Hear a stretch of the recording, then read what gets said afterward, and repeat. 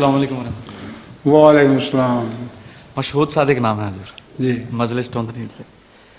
हजूर ये कुरान पाक में सूरह इनाम में 117 नंबर आयत में अल्लाह पाक फरमाते हैं, और अगर तू ज़मीन में बसने वाले अक्सर की बात की पैरवी करे तो वो तुझे अल्लाह की राह से गुमराह कर देंगे।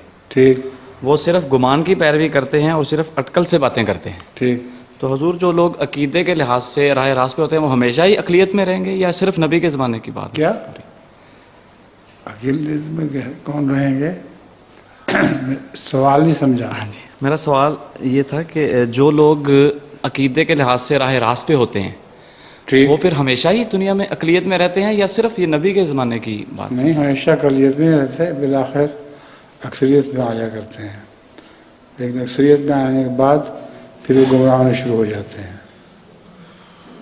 यही दस्तूर हमेशा से चल रहा है, पहले अकलियत ठीक राह रास्त पर, फिर कसरत होने के बाद फिर बिगड़ने लग जाते हैं आहिस्ता आहिस्ता। जज़ाकुमुल्लाह।